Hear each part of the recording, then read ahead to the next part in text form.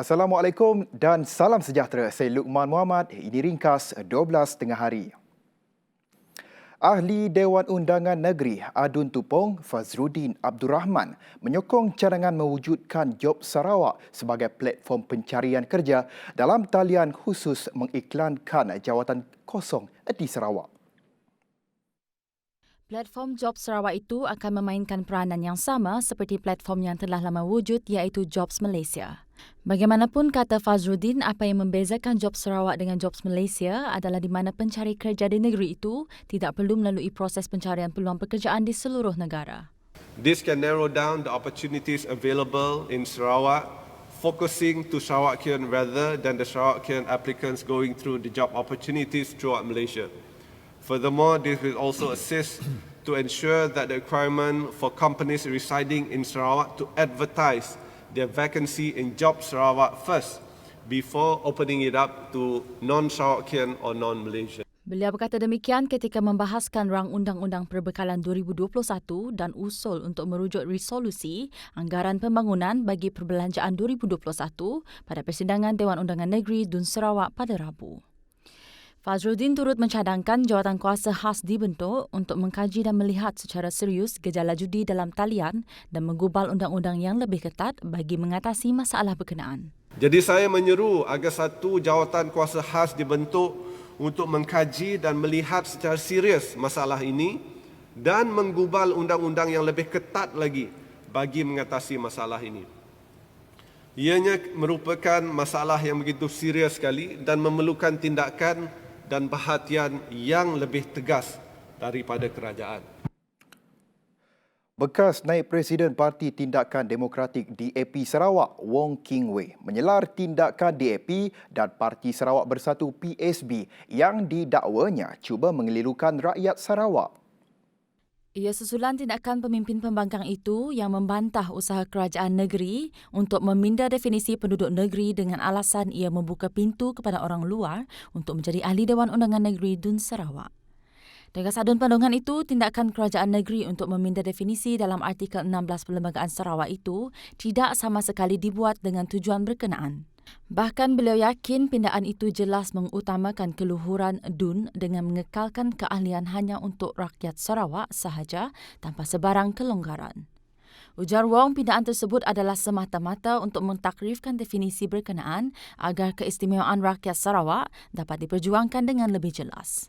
Therefore, I applaud the intention of the state government to highlight this to the August House with intention to tighten or narrow down the scope of qualification of the member of this House. I fully agree that this article should be amended to tighten the issue and to ensure the exclusivity of the membership of Dun Sarawak for Sarawakians only. Beliau berkata demikian ketika membahaskan rang Undang-Undang Perbekalan 2021 pada persidangan DUN pada Rabu. Tambahnya, pindaan itu boleh dibuat tanpa merujuk kepada Seksyen 71 Akta Imigresen dengan mengambil pendekatan definisi yang lebih terperinci dari kerajaan negeri. I propose that we can cut out Section 71 of the Immigration Act and adopt a narrower, I stress again, a narrower definition of the resident to mean that those people who are born in Sarawak and with Sarawak ancestry. Sebanyak 96.4% daripada sasaran 352,101 premis tahun ini berjaya diluputi dengan rangkaian gigabit berdasarkan Pelan Jalinan Digital Negara Jendela. Menurut Suruhanjaya Komunikasi dan Multimedia Malaysia, MCMC, sebanyak 83.2% alat pemancar sedia ada yang disasarkan pada tahun ini pula telah dinaik taraf untuk memperluas dan mempertingkatkan kualiti perkhidmatan 4G. Susulan kenyataan dibuat pihak tertentu mengenai masalah internet di Sabah dan Sarawak serta kawasan luar bandar di Semenanjung, MCMC memaklumkan pihaknya turut mengambil pendekatan responsif dalam menangani isu kesaling hubungan di seluruh negara bagi memastikan kesejahteraan penduduk terjamin dan membantu merapatkan jurang digital antara sesebuah kawasan. MCMC juga sedar akan keperluan rakyat untuk mempunyai rangkaian internet yang stabil dan keadaan tersebut bertambah signifikan susulan penularan pandemik COVID-19. Justru pihak MCMC bersedia menerima cadangan membina yang boleh dimanfaatkan untuk mempertingkatkan kualiti pengalaman terbaik selaras dengan matlamat Rancangan Malaysia ke-12, RMK-12 dan Belanjawan 2021. Bertemu kembali. Terdapat sebanyak 14 kes positif COVID-19 dilaporkan di Sarawak pada Rabu. Bayi berusia 7 bulan merupakan antara yang positif. Ini menjadikan jumlah keseluruhan kes positif COVID-19 di Sarawak meningkat kepada 1,011 kes. Sementara itu, terdapat pertambahan 5 kes baru bagi kluster Green Hill di daerah Kuching dan ini menjadikan jumlah melibatkan kluster ini meningkat kepada 87 orang termasuk kes indeks. Kuching masih lagi berstatus merah dengan jumlah keseluruhan seramai 127 kes tempatan dalam tempoh 14 hari yang lepas, manakala 3 lagi daerah Miri, Lundu dan Limbang berstatus kuning. Manakala 36 buah daerah lagi di Sarawak kekal berstatus hijau.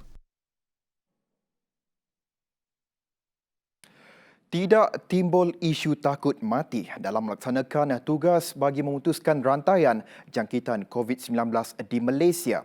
Demikian penjelasan Ketua Pengarah Kesihatan Tan Sri Dr. Noor Hisham Abdullah. Ia bagi mengulas dakwaan seorang ahli parlimen yang mempersoalkan isu beliau tidak turun padang ke Sabah.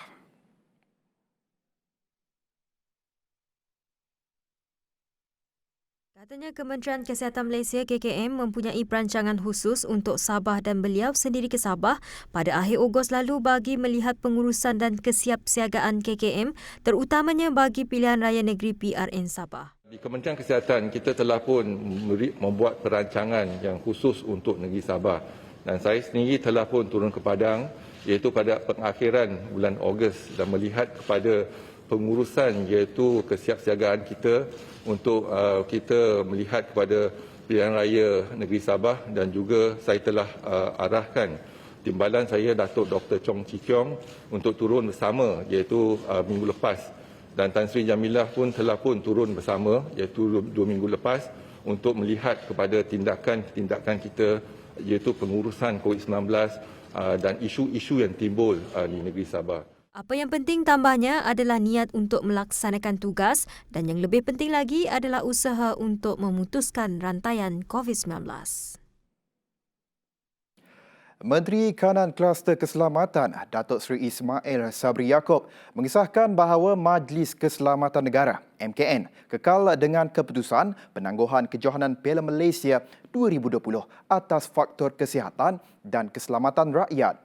Menurut Ismail Sabri, ini kerana sukan bola sepak mempunyai banyak sentuhan fizikal dan ianya mampu menjadi faktor kepada peningkatan kes COVID-19 yang kini telah memasuki gelombang ketiga di negara ini. Kita dah pun mengumumkan, saya dah umumkan bahawa kita menangguhkan Piala Malaysia demi keselamatan bukan saja pemain-pemain tapi apabila berada di katakan bermain di satu negeri ianya akan merebak dibimbangi merebak ke tempat lain ya. Jadi kesannya kita fikir ada agak besar kepada kesihatan dan tanggungjawab kerajaan untuk menjaga kesihatan rakyat, maka sekali lagi kementerian mesyuarat membuat keputusan kita tidak membenarkan pertandingan ini diteruskan dan ditangguhkan. Bukan dibatalkan tetapi ditangguhkan. Beliau berkata demikian pada sidang media berhubung Perintah Kawalan Pergerakan Bersyarat PKPB. Ismail turut meminta maaf kepada para peminat bola sepak tanah air dan menjelaskan keputusan itu terpaksa dibuat bagi mengelakkan peningkatan kes COVID-19 di negara ini. Sebelum itu, Menteri Belia dan Sukan Datuk Seri Rizal Marikan Nania Marikan pada sidang Parlimen menyuarakan sokongan agar Piala Malaysia 2020 dapat diteruskan. Baik, laporan itu tadi telah mengakhiri ringkas TVS untuk jam ini. Teruskan kesetiaan anda bersama kami. Saya Luqman Muhammad, salam hormat dan jumpa lagi.